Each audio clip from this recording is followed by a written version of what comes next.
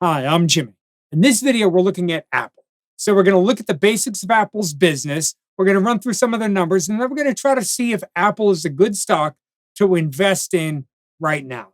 Now, they've faced some hurdles recently, so we'll take a peek at some of that as well. But ultimately, is it a good buy? And this is a stock that I personally own. So what's my plan with this stock? For now, let's jump over and take a peek at the Investors Grow website and have a look at what Apple brings to us. So, on the Investors Grow website, when you get there, there's this summary page. Now, initially, I'm looking at these bottom three rows here. This is basically a scoring system that gives us a quick look at their overall numbers. There's three possible stars. So, 1 star is the worst one, 2 stars, middle. All three of these coincidentally land on 2 stars, and then 3 stars, the best one. Basically, the higher the better the growth, the more consistent the growth, the more consistent the profit margin, more consistent free cash flow, things like that will make the income statement and the cash flow statement stars be better. The balance sheet, it looks at cash, long-term cash, like long-term investments, debt, short-term debt, long-term debt, and leases, things like that. But this is the very basics, just so we can get an idea already. If I pulled up this company and hadn't done the research, I'm initially a little wary, and I know I want to take a closer look at the numbers to understand why isn't a company as reputable as Apple? Why don't they have all 3 stars? But for now, let's jump in and look at the different segments of their business and ultimately try to determine what Apple does and where it could be going. So over on the profile section of the website, well, we can see here, this is a pie chart of in their most recent fiscal year, which just came out a week or two ago. Well, in the most recent fiscal year, Apple gave their numbers, and we can see that the iPhone currently it accounts for about half of total revenue. That's a lot of revenue coming from a single product. And this is actually one of the big criticisms of the iPhone. Now, on this same page on the website, well, we can actually look a little bit closer at some of the numbers. We'll get to the iPhone in a second. But for now, this is a chart of the Mac. And I like looking at these longer historical charts to see how each individual product is faring. And we can see the Mac, although we could say that the trend is going up, it's not exactly growing in a gangbuster style. When we jump over and look at their biggest product, the iPhone, well, the iPhone it's doing okay. But as you could imagine, one of the big criticisms of the iPhone is that in 2020, when they had a big jump, new iPhone had come out, that phone had, pushed a lot of sales, a lot of revenue, jumped in Apple's directions, partially coming out of COVID, things like that. But as you can see here, they kind of got stagnant for a few years. In the past few years, revenue for the iPhone kind of drew a little bit stale. Now, in the most recent earnings call, Apple's CFO came out and said that they expect the iPhone 17, which just came out, they expect the iPhone 17 to do fairly well, to be one of their better selling iPhone products from the past few years. And that will feed into fiscal year 2026. Apple already completed fiscal year 2025. Their 2025 numbers end at the end of September. So their fiscal year ends in September. That's why you'll see all the annual charts are showing 2025, because that is already done for them. They're in first quarter of 2026 right now. Now, here's one of the big criticisms of Apple. So Apple has, it's estimated, a bit over 2 billion products worldwide, 2 billion devices sold worldwide that people use, which is one, very, very impressive. And this includes things like iPhones or iPads or Macs or Apple Watches, things like that. 2 billion different devices. One of the problems that they're running into is that the turnaround cycle for a lot of these, where many customers previously were upgrading their phone, let's say every new phone or even every other new phone. Well, in developed countries, studies have shown that cycle is extending, specifically in developed countries like the United States, Europe, things like that. Well, if that's the case, it is very difficult for them to push out a lot of growth, especially since many people argue that they haven't had a game-changing device in a long time. Their last big product, I believe, was the Apple Watch that they pushed out, but that was like 10 years ago when that really started making hay. Hence the reason their numbers have gone a bit stagnant. Now, Apple, on the flip side, one thing that I found interesting is that Apple came out and said, well, okay, this is true that we've, let's say, oversaturated the market with our products. So, what we need to do is we need to figure out how to draw out more revenue per customer than necessarily trying to expand the number of customers that they have. So, with that in mind, when we jump in and look at their services segment, well, their services segment has seen quite impressive growth. 10 years ago, 2015, they put up about $19 billion in revenue. Most recent year, almost $100 billion in revenue. And this is essentially what management was talking about trying to draw more revenue out of their existing customers. When we think about services, well, for Apple, it would be things like their app store, any digital products, basically. Their app store, they have their Apple Care, products. They have subscription services, things like Apple TV. A lot of things land in here. Think any non-hardware product that they have would land in this category. And it has grown a lot. This has been their best driver. This is their second largest segment behind the iPhone.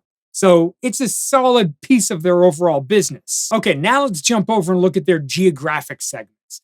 Basically, where do they sell their products? Now, as you might expect, the Americas are the number one spot, but you might be surprised to see that it's less than half of their revenue. Apple is a very global company. Then we've got Europe at about 27% of revenue, and then we have China. Now, China, again, has been kind of a hot topic for people analyzing a company like Apple because China has such a large population. And in theory, if you could penetrate that market, well, that could be really good for business. And this is a breakdown of their historical revenue in China. We can see over the past few years, it's been a bit strange. Those numbers have kind of pulled back. Given the current geopolitical environment, I'm not sure this is going to get all that much better in the near term. Or let's put it this way. This can go in a lot of directions. I'm not sure which way it's going to go. So I hesitate with, calling a direction. Let's say this is going to be pressured over the next few years. Now, while the China segment has pulled back, well, we can see that overall, the Americas segment has in fact done well. Now, again, a lot of the criticism, especially for Apple's growth, happened over the past few years. And if you look up, ignoring 2025 for a second, Apple did struggle. This is 3 years. They struggled growing. But if we go back to 2015, they had a very similar situation, really kind of rhymed each other the way those few years played out, where it struggled to grow much higher, pulled back a little bit, went on for a couple of years, and then the trend continued higher. Okay, now with that in mind, another feature that we have on the Investors Grow website is a kind of flow chart that shows their income statement. This is a different way of looking at the income statement. Basically, you start with revenue on the far left, and you work your way all the way down to profit. It's a good way if you're ever trying to compare different companies or trying to look at what are their profit margins. You can see that Apple actually has pretty big profit margins. They put up about $112 billion in profit. That's about 27% profit, which is actually kind of impressive compared to most companies. And another interesting node to kind of pay attention to is the cost of revenue. You might also hear this called cost of goods sold. That in Apple's case, this is for fiscal year 2025, by the way. In Apple's case, their cost of revenue is about 53% of revenue. This is about $220 billion. Now, this is basically what does it cost to make their actual products? If we're curious, the tariffs that Apple is paying for that the United States has imposed tariffs on different countries around the world. Basically, I just want to remind everybody, just in case you haven't seen our tariff video, if there's a tariff on China, Apple will have to pay that tariff if they import goods from China. All of those numbers are going to be tied to the cost of revenue. So they don't actually pay the tariff on all the revenue that they generate. It's just on the goods that they import. Now, there's a lot to be seen, and it'll be interesting to see how the tariffs play out over the next few years. because that has the potential of increasing costs a decent amount, but it will be a portion of that cost of revenue. So it's not like they're going to be tariffed on all of their revenue. They're going to be tariffed on whatever they import from the different countries. But it's not like we can just say something as simple as 220 billion they did cost of revenue. That's going to be tariffed. Well, it doesn't really work that way because it's the actual products. Some of that's going to be tied to products in the United States. Some of it's going to be tied to employees that they pay in the United States. So that stuff won't be tariffed. But surely there's going to be some cost in the coming years, unless, of course, Apple stays exempt. I know that there's been talks of them being exempt. I just wanted to acknowledge the fact that the tariffs are out there.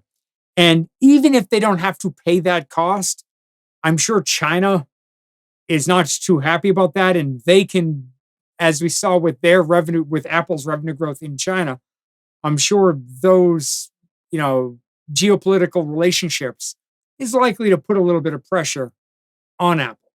Just something I wanted to bring out before we jump ahead and look at their overall revenue numbers and how does growth look? And growth looks okay. 2025, we get a little over 6% growth. Not too bad. Considering Apple's size, it's actually not bad at all. But considering it's a big tech firm and we're in this kind of AI boom, Apple's been largely left out of a lot of that AI talk. In fact, that's been one of the big criticisms of Apple, is that they have not implemented AI as much as many of their other competitors. And when we look at growth over the years leading up to that, again, it was less than stellar. Now, when we look at profit, well, profit is a little bit better. We can see in 2025, they had a decent jump, although that was after a couple of years of pullback in profit. But in the most recent years, done fairly well. Again, that's largely tied to the fact that they're pushing more revenue to services. One of Apple's greatest strengths, if we want to call it from a business perspective, is the Apple ecosystem. So there's many customers of Apple that are very loyal Apple customers. And maybe they have a Mac and they have an iPad and they also have an iPhone. Maybe they have an Apple Watch. And those products worked very cohesively together. Well, if that's the case, they might use Apple Pay. Services revenue will go up. They might buy new apps. They probably have Apple TV. All of this stuff adds to their services revenue. Hence the reason we can see, and that stuff tends to be bigger profit margin numbers.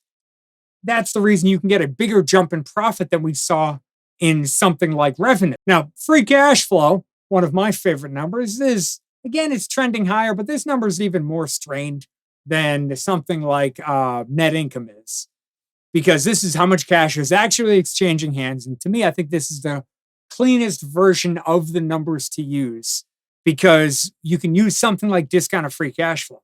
In fact, if we jump over to our fair value summary page on the Investors Grow website, well, here, two things I want to point out. One, they tell you, the website will tell you which valuation methods. So what we did is we back tested each individual segment. And then according to that segment, according to different rules of that segment, is the company profitable? Is the company profitable? Are they showing, do they have positive EBITDA? Things like that. We set up all these different rules and did a ton of different back tests. And then we tried to determine which valuation methods were most predictive for the direction of the company over the long term. We defined long term a minimum of 3 years, generally 5+ years.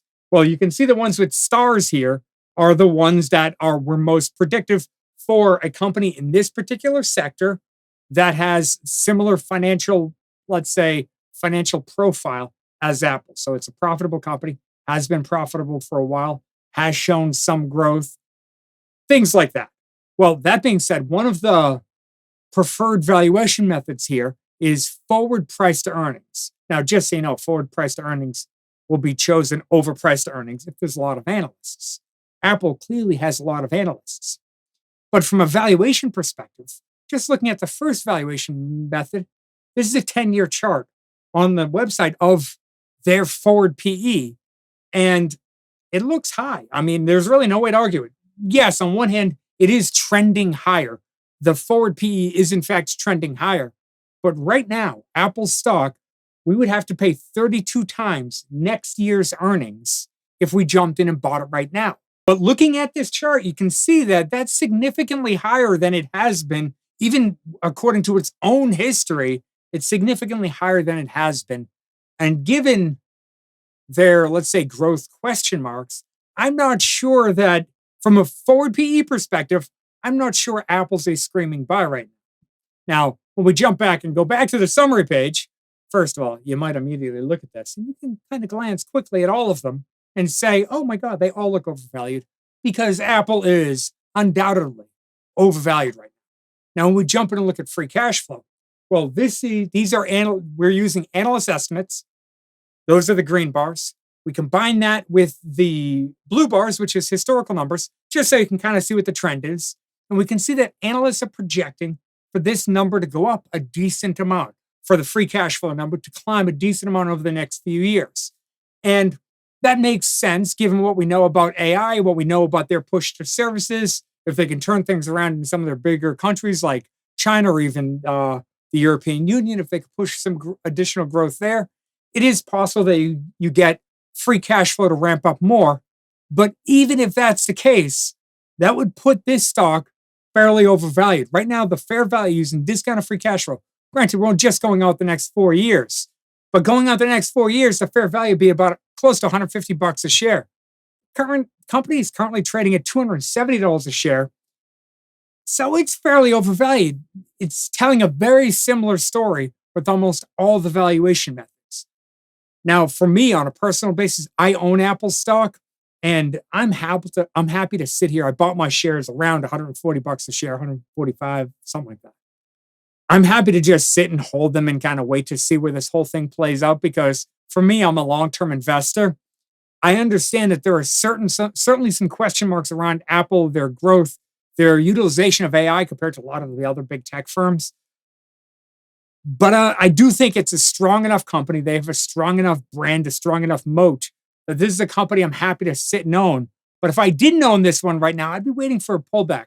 A pullback here makes the most sense in my mind. Now, if you want to sign up to get access to the website, I will leave a link right here, link in the description below. And thank you so much for sticking with me all the way to the end of the video. I really do appreciate it. Thank you, and I'll see you in the next video.